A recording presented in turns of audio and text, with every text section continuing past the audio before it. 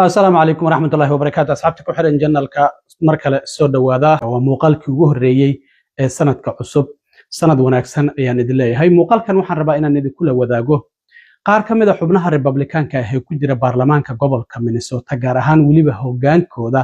ayaa waxay sheegeen in ninkii cadaanka ah ee cunsuriga ahaa ay kala shaqeeyeen in muuqaaladaasi uu sameeyo arintaasi waan idinla wadaagayaa sidoo kalena waxaa jirta in madaxda dheekeerada lacagta ay ka joojisay dowladda federaalka ah ee shalay mudaharaad ay ku qabteen aqalka looga arrimiyo gobolka Minnesota iyagoo sheegay in qoysaskan dhaqaalahoodu hooseeyo haddii lacagahan dheekeerka laga jarto ay noqonayso in aysan wax mushaar helin oo waalidiinta aysan shaqo aadin kadibna ay guryo la'aan noqdaan iyagoo ku baaqay in aan la siyaasadaynin lacagtan caruurta looga sii haynayo waalidiinta inta ay shaqada ay ku maqan yihiin maayarka cusub ee magaalada New York Zoran Mamdani oo xalay la dhaariyay markii sanadka cusub uu dhashay waan idinla wadaagayaa wasaaradda amniga gudaha Mareykanka oo sheegaysa amaba sheegtay inay dib u eegayso dhalashooyinka horey loo siiyay Soomaalida iyo kuwa hadda kadib la siin doono iyadoo sheegtay in laga yaabo in dadka Soomaalida qaarkood dhalashooyinka Mareykanka laga laabto arintaasi waan idinla wadaagayaa maxay yihiin sharciyada cusub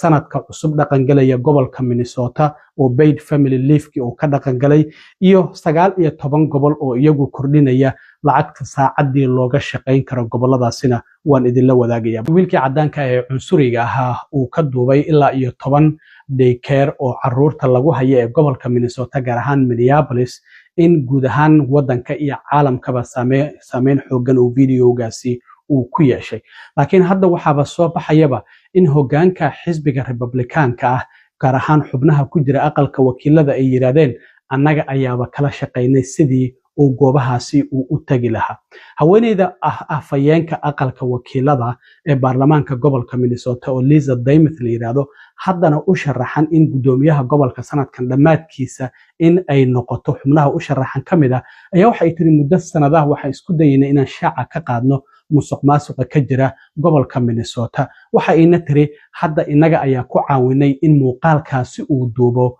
ninkan cadaanka ee cunsuriga ah ee Nick Shirley la yiraahdo sidoo kalena xildhibaanka kale ee la yiraahdo isagana Harry Niska oo Ramsey laga soo doorto isla markaana gudoomiyaha aqlabiyadda ah waxa uu yiri inta badan warbixinada uu sheegay ninkan waxaba ka caawiyo leeyahay shaqaalaha inaga noo shaqeeya ayaa ka caawiyay marka xubnihii Republican-ka waxay qiranayaan in iyagu ay mas'uul ka ahaayeen in ninkan cunsuriga ah uu tago goobahaasi isla markaana uu soo duubo walow hadda ay muuqanayso musuqmaasuqa sida uu sheegayo in aysan waxba u jirin haddaba waa kuwan labadan xubnood oo ah afayeenka aqalka wakiilada ee baarlamaanka gobolka Minnesota Lisa Demuth oo gudoomiyaha gobolka u sharaxan iyo waliba Harry Niska oo ka hadlaya arintaasi oo dhahaya inaga ayaa ku caawinay ninkan dhalinyarada ee cunsuriga ah in uu soo duubo muuqaaladaasi bal ila daawada. Our caucus has been working to expose fraud for years, including working with Nick Shirley. Much of the information that one of the gentlemen in that video was providing was due to information he got from the House Republican staff. sidoo kale shalay aqalka State House-ka ee looga arrimiyo gobolka Minnesota waxa mudaharaad ku sameeyay qaar ka mid ah madaxda dheekeerada oo dawladdu ay lacagta ka joojisay Minnesota oo kaliya ma aysan ka joojin dawladda federaalka ee guud ahaan wadanka ay ka joojisay waxay tiri hadda kadib lacagtii aan bixinayno cadeyn ayaan u baahanahay marka waxay maamulayaashan ay sheegeen inaan loo baahnayn arintan in la siyaasadeeyo boorar ay soo qaateen oo ay leeyihiin lacagtan caruurta yaan la siyaasadaynin isla markaana sidoo kalena caruurta lacagahooda loo soo fasaxo waxa ay leeyihiin waalidiinta low income-ka ama dhaqaalahooda hooseeyo caruurta waxay keensan jireen xilliga maalintii ah daykeerada si ay shaqo u tagaan marka waxay leeyihiin hal paycheck amaba hal paycheck-gaasi oo la soo siiyo waalidiintaasi ayaa uga dhiman in ay guryo la'aan noqdaan waayo haddii caruurtii aan la keenin meesha waalidiinta inay guryaha ku hayaan ayay noqonaysaa waalidiintiina haddaysan shaqo aadin mushaar ma helayaan haddii aysan mushaar helinna kiradii guryaha iskama bixin karaan oo guryo la'aan ayay noqonayaan xubno dimuqraadiyiin ayaa sidoo kale kala qayb galay oo dhahaya arintan maamulka Trump waa uu siyaasadeynaya laakiin wax musuqmaasuqa kama jiraan 185 milyan oo la siin jiray ilaa iyo 4,000 oo daycare oo ku taala guud ahaan gobolka Minnesota isla markaana 30,000 oo qoys ay ka faa'iideysan jireen ayaa hadda lacagihii laga jartay marka waa kuwan qaar ka mid a madaxda indhaykerada oo shalay iyagu mudaharaadkan ku sameeyey xarunta baarlamaanka gobolka Minnesota ama aqalka looga arrimiyo gobolka Minnesota waxaa hadaladoodii ka mid ahaa. Imagine my surprise at this narrative that it's so easy to scam child care assistance. Many of the families at my center are one paycheck away from becoming homeless. I'm not exaggerating. If child care assistance is turned off, children can't come to care. That means their parents can't go to work. If they don't go to work, they don't get paid. They risk losing their jobs. Fraud prevention is about policy and not politics. It's about solutions and not spectacle. But everything that we've seen from the federal government this week is about politics. 75% of the children at our program qualify through the state for child care funding. We can't afford to continue to operate if we lose 75% of our enrollment. Without child care assistance funding, our center will close within a month. dhinaca kale maayarka magaalada New York Zohran Kwame Mamdani oo bishii November horaanteedii ee sanadkii dhamaaday 2025 duqa magaalada New York loo doortay ayaa xalay la daariyay sida sharciga kooda bisha January ayuu xilka la wareegaa maayarka la daariyo marka xalay markii 6 saac habeenimo ay ku dhacday oo sanadka cusub bisha January ay koob noqotay ayaa waxa xarunta dawladda hoose ee City Hall-ka ku dhaariyay xiraalyaha guud ee gobolka New York Letitia James iyadoo waliba xaaskiisana kitaabka Quraanka ayaa lagu dhaariyay xaaskiisana ay u haysay ayaa halkaasi lagu dhaariyay laakiin waxa la yaab leh marka la dhaariyo maayarka magaalada New York maayar kastaba waxa looga baahan yahay in uu bixiyo lacag $9 ah $9kaasi waxay tahay in lagu file gareeyo daartiisa macnaha filinka karaaniga ama kalaaga ayuu ku wareejinayaa $9 ayuuna diibay markii la dhaariyay kadib sida halkan aad ka arki doontaan marka shaqadiisu maanta ayay si rasmi ah ugu bilaabatay maayarka magaalada New York waliba si lama filaan ah oo la yaab leh ku soo baxay Trump markii hore uu ka soo horjeeday laakiin markii la doortay kadibna uu aqalka cad ku casuumay isla markaana uu ku soo dhaweeyay waxana uu sheegay in ay wada shaqayn doonaan haddaba waa kan maayarka markii la dhaarinayay ila daawada. Please repeat after me. Raise your right hand. I, Zohran Kwame Mamdani, do solemnly swear that I will support the Constitution of the United States, the Constitution of the United States, the Constitution of the State of New York, and the Charter of the City of New York, and that I will faithfully discharge the duties of the office of the Mayor of the City of New York, according to the best of my ability. So help me God. Congratulations, Mr. Mayor.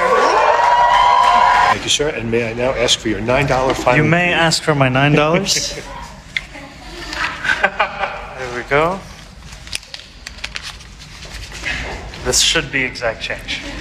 Excellent, Mr. Mayor. Thank you very much. dhinaca kale wasaaradda amniga gudaha Mareykanka ayaa waxa ay sheegtay inay dib u eegis u sameynayso kiisaska dadka dhalashada la siinaya ee Soomaaliya ka yimid iyo wadamada kale oo madaxweyne Trump travel bank uu ku soo rogay oo iyagu qatar u keeni kara muwaadiniinta Mareykanka sabab la xiriira in musuqmaasuq Soomaalida hadda si aad ah loogu eedeynayo marka wasaaraddu waxa ay xaqiijinaysaa in hadda dib u eegis lagu sameynayo kiisaska immigrationka ee 19kaasi wadan oo madaxweyne Trump uu travel bank ku soo rogay isla markaana Soomaalidu ay ka mid tahay waxaana sidoo kale laga yaabaa in qaar ka mid ah dadka dhalashooyinka qaatay dhalashooyinkii lagala laabto waxaana wasaaradda amniga gudaha ay xaqiijinaysaa in 19kaasi wadan oo Soomaaliya ay ku jirto go'aan laga gaarayo in shakhsiyaad ka mid ah dhalashooyinka la siiyo waatii hadda la joojiyay dad qaar xitaa interviewdii ku baasay in dhaartii laga kansalay amaba xitaa dib loo dhigay waatii dhacday